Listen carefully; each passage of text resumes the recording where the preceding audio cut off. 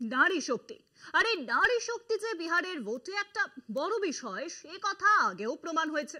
বিহারে মত বন্ধ করে মহিলাদের ভোট হাসিল করেছিলেন নীতিশ কুমার।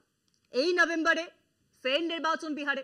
এবার সরকারি চাকরিতে মহিলাদের জন্য 35% সংরক্ষণ ঘোষণা করলেন মুখ্যমন্ত্রী তথা জেডিইউ সুপ্রিমো নীতিশ কুমার। মহিলাদের ভোট পেতে আরজেডি পাল্টা নগদ অনুদানের প্রতিশ্রুতিও দিয়েছে। রাজ্যের ঋতুমতীদের জন্য বিনামূল্যে স্যানিটারি ন্যাপকিন বিতরণের প্রকল্প গ্রহণ করেছে কংগ্রেস। এক কথায় ভোটের ময়দানে নারী শক্তির সমর্থন পেতে শাসক ও বিরোধী সব শিবিরই একেবারে উঠে পড়ে লেগেছে।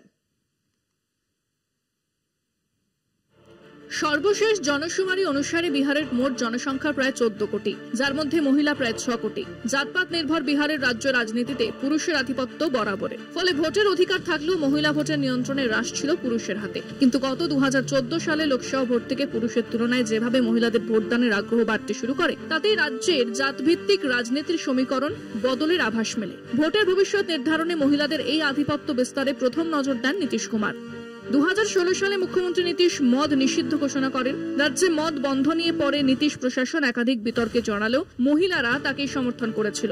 ভোটে বিপুল জয় পান জেডিইউ সুপ্রিমো। 2014 সালে লোকসভায় ভোটে দেখা যায় বিহারের পুরুষ ভোটদাতার চাইতে মহিলা ভোটদাতার সংখ্যা প্রায় 6% বেশি। সেই প্রবণতা যে আগামী নভেম্বর মাসে হতে যাওয়া ভোটে অটুট থাকবে তা নিশ্চিত মুখ্যমন্ত্রী। সেদিকে নজর দিয়ে রাজ্য সরকারি দফতরে মহিলাদের জন্য 35% সংরক্ষণের কথা ঘোষণা করেছেন তিনি।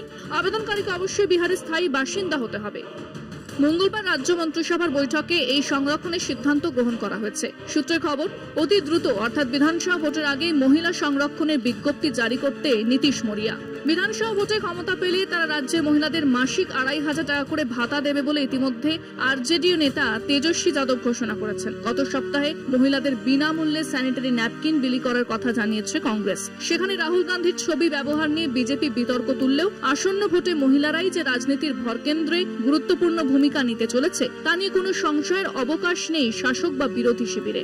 কলকাতা টিভি।